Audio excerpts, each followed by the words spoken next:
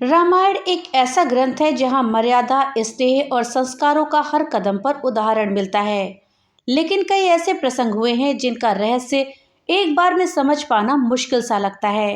रामायण में एक ऐसा ही प्रसंग आता है जब श्री राम लंका पहुंच जाते हैं और दूत के रूप में बाली पुत्र युवराज अंगद को लंकाधिपति रावण के पास भेजते हैं। लेकिन जब उनके साथ परम प्रिय हनुमान थे तो उन्होंने ये निर्णय आखिर क्यों लिया? दूत के रूप में अंगद को ही क्यों भेजा?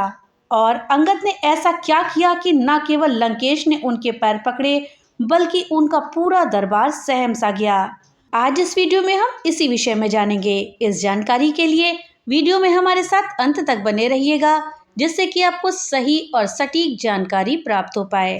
दोस्तों, रावण की सेना में सुग्रीव के साथ वानरराज बाली और अप्सरा तारा का पुत्र अंगद भी था। राम और रावण युद्ध के पूर्व भगवान श्री राम ने अंगद को अपना दूत बनाकर लंका भेजा था।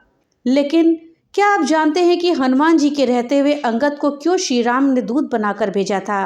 अंगद के पिता बाली का प्रभु श्री राम ने वध कर दिया था। जब श्री राम ने बाली को बाण मारा तो वो घायल होकर पृथ्वी पर गिर पड़ा। इस अवस्था में जब पुत्र अंगद उसके पास आया तब बाली ने उसे ज्ञान की मुख्यतः 3 बातें बताई थी। पहली, देश काल और परिस्थितियों को समझो। दूसरी, किसके साथ कब कहाँ और कैसा व्यवहार करना है, इसका सही निर्णय लेना। और तीसरी, पसंद नापसंद सुख दुख को सहन करना चाहिए और क्षमा भाव के साथ जीवन व्यतीत करना चाहिए। बाली ने अपने पुत्र अंगद से ये बातें ध्यान रखते हुए कहा कि अब से सुग्रीव के साथ रहो। जब प्रभु श्री राम लंका पहुंच गए तब उन्होंने रावण के पास अपना दूत भेजने का विचार किया। सभा में सभी ने प्रस्ताव किया कि हनुमान जी को ही दूत बनाकर भेजना चाहिए। लेकिन श्री राम जी ने यह कहा कि अगर रावण के पास फिर से हनुमान जी को भेजा गया तो ये संदेश जाएगा कि राम की सेना में अकेले हनुमान ही महावीर हैं।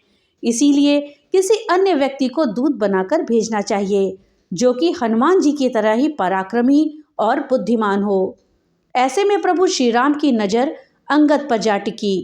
प्रभु श्री राम ने अंगद से कहा कि हे अंगद, रावण के द्वार पर जाओ, कुछ सुलह हो जाए, उनके और हमारे विचारों में एकता आ जाए। जाओ, उनको शिक्षा दो जाकर के, ताकि युद्ध ना हो। अंगद ने भी प्रभु श्री राम के द्वारा सौंपे गए उत्तरदायित्व को बखूबी निभाया।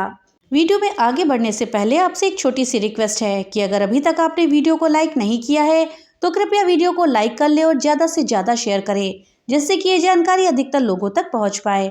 और हाँ, अगर चैनल पे पहली बार आए हैं तो कृपया चैनल को सब्सक्राइब कर दें और बेल आइकन दबाना ना भूलें, जिससे कि मेरी वीडियो सबसे पहले आप तक पहुंच सके। तो चलिए वीडियो में आगे बढ़ते हैं। दोस्तों, अंगद दूत बन करके रावण के पास गए, लेकिन वहां पर रावण ने अंगद का अपमान किया। अंगद ने तब अपनी शक्ति का परिचय दे करके रावण को उपदेश दिया और पुनः राम के शिविर में लौट आए। दोस्तों, सवाल ये उठता है कि अंगद में इतनी शक्ति कैसे आई कि कोई भी असुर, राक्षस आदि उनका पैर हटाना तो दूर, उनको हिला तक नहीं पाया और महान पराक्रमी रावण उनके पैरों में गिर गया। दरअसल हनुमान, जामवंत और अंगद तीनों ही प्राण विद्या में पारंगत थे। इस विद्या के बल पर ही वो जो चाहे वो कर सकते थे। अंगद जब रावण की सभा में गए तो उन्होंने इस प्राण विद्या के बल पर अपना शरीर बलिष्ठ और पैरों को इतना दृढ़ कर लिया कि उसे हिलाना किसी के भी बस की बात नहीं थी। ये प्राण विद्या का ही कमाल था। अंगद ने लंका पहुंचने पर राक्षस से अपने आने का संदेश भिजवाया। इस पर हंसते हुए रावण ने कहा कि बुला लाओ बंदर को, देखिए कहाँ का बंदर है। तब अंगद जी प्रवेश करते हैं और रावण पूछता है कि अरे बंदर, तू कौन है?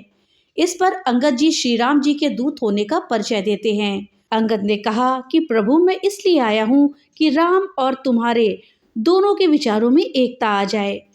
तुम्हारे यहाँ संस्कृति के प्रसार में अभाव आ गया है। अब मैं उस अभाव को शांत करने आया हूँ। चरित्र की स्थापना करना राज्य का कर्तव्य होता है। तुम्हारे राष्ट्र में चरित्रहीनता आ गई है। तुम्हारे राष्ट्र उत्तम प्रतीत नहीं हो रहा है, इसलिए मैं आज यहाँ आया हूँ। रावण ने कहा कि यह तो तुम्हारा विचार यथार्थ है, परंतु मेरे यहाँ क्या सूक्ष्मता है? तब अंगद बोले कि तुम्हारे यहाँ चरित्र की सूक्ष्मता है। राजा के राष्ट्र में जब चरित्र नहीं होता तो संस्कृति का विनाश हो जाता है। संस्कृति का विनाश नहीं होना चाहिए, संस्कृति का उत्थान होना चाहिए। संस्कृति यही कहती है कि मानव के आचार व्यवहार को सुंदर बनाए रखा जाए, महत्ता में लाया जाए, एक दूसरे की पुत्री की रक्षा होनी चाहिए। वो राजा के राष्ट्र की पद्धति कहलाती है। तब रावण ने पूछा, क्या मेरे राष्ट्र में विज्ञान नहीं है? अंगद बोले कि हे रावण, तुम्हारे राष्ट्र में विज्ञान है, परंतु विज्ञान का क्या बनता है? एक मंगल की यात्रा कर रहा है, परंतु मंगल की यात्रा का क्या बनेगा जब तुम्हारे राष्ट्र में अग्निकांड हो रहे हैं? हे रावण, तुम सूर्य मंडल की यात्रा कर रहे हो, उस सूर्य की यात्रा करने से क्या बनेगा जब तुम्हारे राष्ट्र में एक कन्या का जीवन ही सुरक्षित नहीं है? तुम्हारे राष्ट्र का क्या बनेगा? तब रावण ने कहा कि ये तुम क्या कह रहे हो? तुम अपने पिता की परंपरा शांत कर गए हो? अंगद ने कहा, बिल्कुल नहीं, मैं इसलिए आया हूं कि तुम्हारे राष्ट्र और अयोध्या दोनों का समन्वय हो जाए। इस पर रावण मौन हो गया। नारायण तक बोले कि भगवान, इनको विचारा जाए, ये दूत है, ये क्या कहता है? अंगद बोले कि यदि भगवान राम से तुम अपने विचारों का समन्वय कर लो तो राम माता सीता को लेकर चले जाएंगे। रावण ने कहा कि ये क्या कह रहा है, मैं दृष्ट नहीं हूँ। अंगद बोले, यही दृष्टता है संसार में, किसी दूसरे की कन्या को हरण करके लाना एक महान धृष्टता है। तुम्हारी ये धृष्टता है कि राजा होकर भी पर स्त्रीगामी बन रहे हो। जो राजा किसी स्त्री का अपमान करता है, उस राजा के राष्ट्र में अग्निकांड हो ही जाते हैं। वो रावण को कई तरह से समझाते हैं कि वो श्री राम की शरण में चले, वह उनके सारे अपराधों को माफ कर देंगे। अंगद कहते हैं कि तुमने उत्तम कुल में जन्म लिया है, पुलत्स्य ऋषि के पौत्र हो, शिव जी और ब्रह्मा जी की पूजा करके तुमने कई तरह के वर पाए हैं, लोकापालों और राजाओं को तुमने जीता है। अंगद जी आगे कहते हैं कि राजमद या मोहवश तुमने माता सीता का हरण किया है, लेकिन मेरी तुम्हें यह हितकारी सलाह है कि अभी भी तुम यदि अपनी भूल स्वीकार कर लो और श्री राम जी की शरण में आ जाओ तो वो तुमको क्षमा कर देंगे। अंगद की इन बातों पर रावण उनका उपहास करते हैं। रावण ने कहा कि ये बहुत कठोर बोल रहा है। अंगद ने कहा कि मैं तुम्हारे प्राण की क्रिया निश्चित कर रहा हूँ। अगर चरित्र की उज्ज्वलता हो तो मेरा ये पैर है, इस पैर को यदि कोई एक क्षण भी एक स्थान से दूसरे स्थान कर देगा तो मैं उस समय माता सीता को त्याग कर राम को अयोध्या ले जाऊंगा। अंगद ने प्राण की क्रिया करी और उनका शरीर विशाल और बलिष्ठ बन गया। तब उन्होंने भूमि पर अपना पैर स्थिर कर दिया। राज्यसभा में ऐसा कोई बलिष्ठ नहीं था जो उसके पग को एक क्षण भर भी अपनी स्थिति से दूर कर सके। रावण की सभा में बैठे महान पराक्रमी योद्धा एक एक करके जाते हैं, लेकिन कोई भी अंगद का पैर टस से मस भी नहीं कर पाता। तब रावण का पुत्र इंद्रजीत भी अंगद के पैर को पकड़ता है, लेकिन उसका प्रयास विफल रहता है। ये देखकर दरबार के सभी लोग सहम जाते हैं। जब पूरी सभा के लोग हार मानकर बैठ जाते हैं तो रावण स्वयं अंगद के पैर पकड़ने के लिए जाता है, लेकिन उनके पहुंचते ही अंगद कुमार अपना पैर हटाकर कहते हैं कि तुम मेरे पांव क्यों पकड़ते हो? पकड़ना ही है तो तीनों लोकों के स्वामी श्री राम के पैर पकड़ो।